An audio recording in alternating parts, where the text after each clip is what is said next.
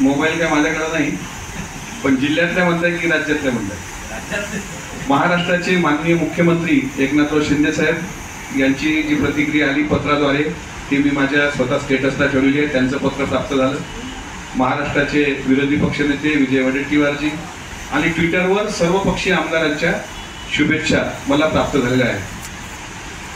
राजकीय वजन तुमचं आहेच, पुढच्या काळात काही वजन अजून राजकीय वजन वाढणार आहे जेणेकरून पुस्तकं अजून जास्त वाढतील. मी वजन कमी करण्याचा प्रयत्न करतोय. मला डॉक्टरांनी सल्ला दिला की जास्त वजन वाढू नको. आता राजकीय वजन म्हणतो, राजकीयच वजन कमी करण्याचा प्रयत्न करतोय. कारण राजकीय वजन जास्त जर वाढलं तर बऱ्याच लोकांना त्याचे त्रास होतो. त्यामुळे राजकीय वजन सुद्धा कमी व्हावं असं मला वाटतं आणि मला दुसरी राजकीय वजन वाढवायची काही अपेक्षा नाही. दिलीप भाऊ, अकोला पश्चिमच का असो, अकोला पूर्व का होतं, जिथं आमची ताकद आहे ते आम्ही सांगतो. आज अकोला पश्चिम मध्ये आमची ताकद आहे. महायुतीमध्ये किती मतदार? महायुती जर एकत्र लढली तर मूर्तिजापूर आमच्याकडे होताच परंपरागत. तुकाराम भाऊ आमदार होते, त्याच्यानंतर तो मतदारसंघ आरक्षित झाला आणि पातूर बाळापूर मागच्या वेळेस आम्ही घेतला. काँग्रेसकडून आम्ही विनंतीपूर्वक सोडवला, मात्र आम्हाला त्यात यश मिळालं नाही. त्याच्यामुळे हे दोन मतदारसंघ तर महायुतीमध्ये आमच्या हक्काचे मतदारसंघ आहेत आणि ते महायुती आम्हाला देईल याबद्दल दुमत नाही.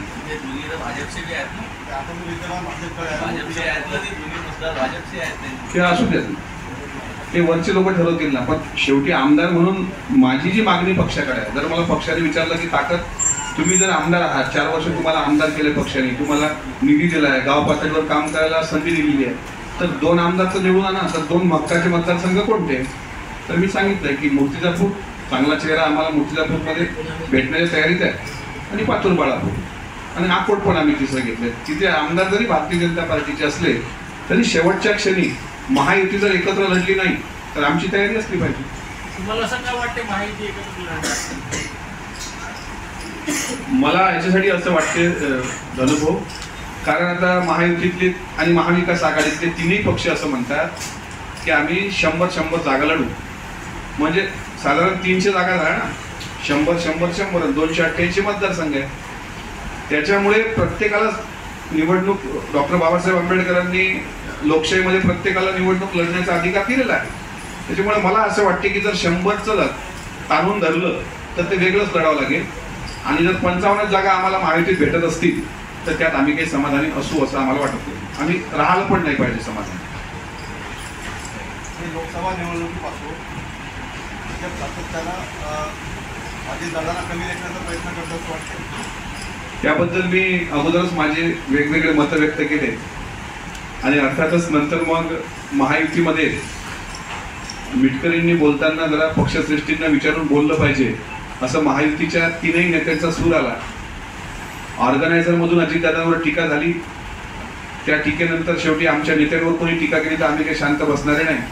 पण महायुतीमध्ये राष्ट्रवादीचा प्रवक्त्याला आवर घाला असं जर महायुतीच्या वाटत असेल तर आम्हालाही वाटतं की महायुतीमधलं पण दोन्हीकडून, मग इकडं शिवसेनेचे संजय शिरसाट असतील किंवा भारतीय जनता पार्टीचे प्रवीण दरेकर असतील, यांना सुद्धा लगाम त्या पक्षाच्या नेत्यांनी घालवला पाहिजे.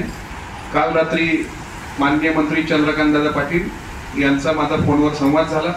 काल दुपारी त्यांनी एक वक्तव्य केलं होतं की मी पालकमंत्री असताना पुण्यामध्ये अंमली पदार्थाचा उहापोह किंवा तो रेशो वाढलेला नव्हता. त्याचा अर्थ अजितदादा पालकमंत्री होते तेव्हा तो वाढला असा एक प्रकारे होत होता. त्यावेळेस आम्ही त्यांना उत्तर दिलं तुमच्या वेळेस त्याला छुपा राजश्रय होता का दादा, याचं उत्तर द्या. त्यानंतर त्यांनी प्रश्न मला फोन करून ते सविस्तर ऑडिओ आणि व्हिडिओ त्यांनी पाठवली.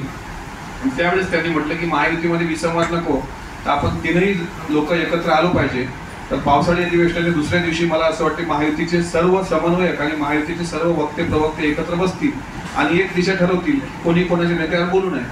दादांवर जर कोणी बोललं तर शेवटी आम्ही पण त्या पक्षाचे कार्यकर्ते होते, ते आमच्या राष्ट्राचे पक्षाचे राष्ट्रीय अध्यक्ष आहेत. त्याच्यामुळे शेवटी आम्ही आमचं कर्तव्य पार पाडू. म्हणून महायुतीमध्ये विसंवाद होऊ नये याची काळजी दोन्ही घटक पक्षांनी घेतली पाहिजे.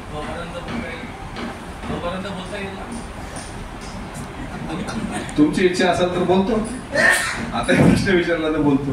पण मला असं वाटतं काही ठिकाणी न बोललेलं बरं. सुरुवात तिकडून तर होऊ द्या, तिकडून उत्तर द्या. एबीपी माझा, उघडा डोळे बघा नीट.